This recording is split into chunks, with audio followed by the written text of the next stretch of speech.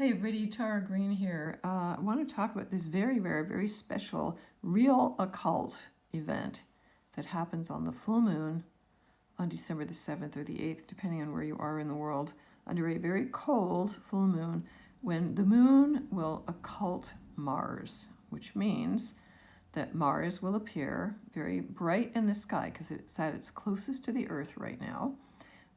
It's one of the brightest things in the sky right now, outshining some of the brightest stars. And the full moon happens, you can look that up in your time, the full moon in Eastern Standard Time.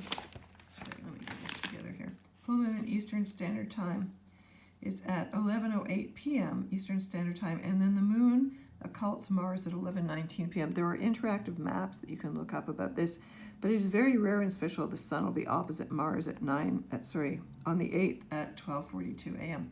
So during this time period, like about an hour and a half or so, you will see Mars. It's very rare, big photo op, naked eye, head towards the moon and then disappear behind the moon and then come out the other side. So it is like an eclipse. It's like a lunar eclipse of Mars. And in alchemy, what we're seeing here, this is like a symbol called the Splendor Solis, which is the white queen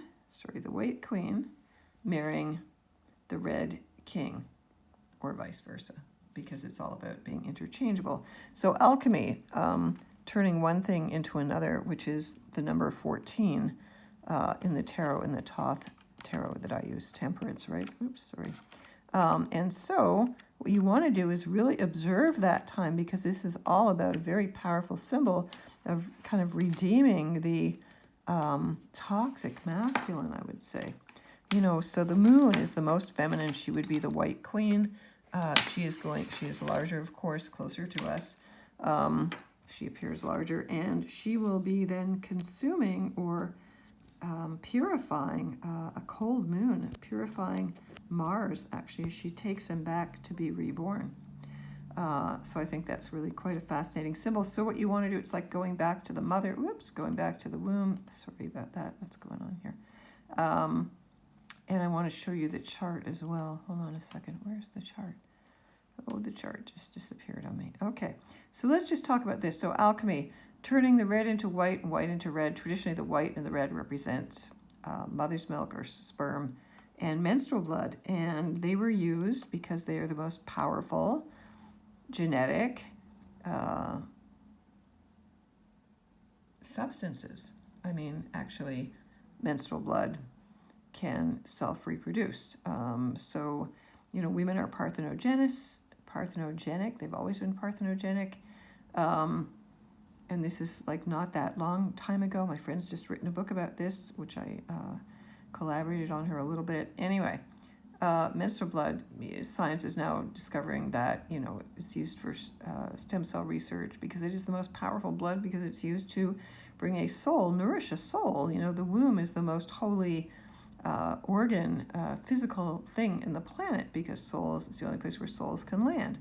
So the menstrual blood, which is specifically stays in the womb to nourish that baby, is the most powerful thing. It is separate. It is not the same as the blood that courses through the veins, right? It's pretty obvious, right? All right. So the red and the white becoming one another, that means that the masculine becomes feminine, the feminine becomes masculine. I know there's all the gender stuff these days, but this is about polarities, complementary polarities. Everything in this universe works on polarities, sun, moon, day, night, black, white, up, down, etc. The dark or the black or the negative is not negative. It's just an opposite charge. It's the North and the South Pole. One is not positive and one is not negative. So we have to get beyond all this gender stuff, which is really just to confuse people. It's a whole separate issue. But the polarities, so becoming the other. So it's a sacred marriage. And Gemini in the tarot is associated with the lovers. And so that always kind of confounded me when I first started studying tarot, because I had studied astrology before the tarot. And I'm going, why would the lovers be Gemini? So the full moon at 16 degrees of Gemini, I'm going to do a separate video about that. Big revelation, really impactful. It's almost like, Mars is soaking up the hidden secrets. It's going sort of to the dark side of the moon. Play that song. Pink Floyd song.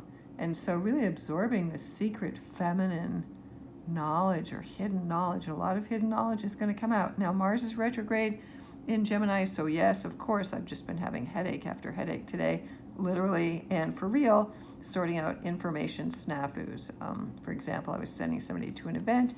For weeks, they've been telling me it's at one specific hotel. Then they called me last minute to say, no, it's at another hotel. And the reader that I was going to send to this event had a family mishap, and I had to call somebody else in. So, haha, we're all laughing because we know about Mercury retrograde in Gemini is way worse than any Mercury retrograde, which is not so bad anyway, but like it is like, Mercury with a sharp weapon. So it's going to cut.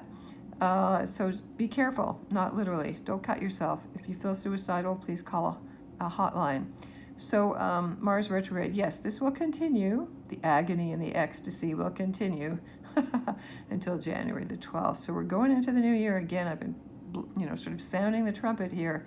2023 starts with both Mars and Mercury retrograde. Mercury rules Gemini. Mercury's in Capricorn, so a lot of business, corporate misinformation, snafus, etc., etc. So practice the alchemy. Bring together your own inner masculine and feminine. Allow them to become each other. This is about oneness. Saturn is going to enter Pisces on March the 7th, 2023. I believe that, all of this is happening for a reason. Alchemy is about turning lead, which is Saturn, into gold, which is the sun, very literally. So, we can alchemize, we can change. The planets don't compel, they just impel. They are symbols. It's like, this is the real signs from the heavens. This is quite a rare occurrence. Doesn't usually occur on a full moon. It happens every 2 years, but not always on a full moon like this. So take advantage of it. Bring together your masculine and feminine. Allow them to become each other and let them speak. Let your inner masculine speak. Let the feminine witness and make space for him, like the moon. It's very comforting. It's where we feel emotionally safe. Welcome the inner masculine. Now, he may come as a young, what they call a pure, like an immature child. The masculine has really been denigrated in popular culture for many years. He's kind of lost his way. And he needs a way to express his positive masculine, not in negative, destructive ways, and never through rape or intimidating women, but always serving and honoring the divine feminine. And the inner feminine, the moon here, what does she need? What do we need to bring our inner masculine, our passion, our drives, our defenses, our strength, our courage, our spontaneity out into the world? So this is a very magical time. Full moon in Gemini, of course, if you have any planets at those mid degrees of all the mutable signs, which are Gemini, Virgo, Sagittarius, and Pisces, you will feel this the most.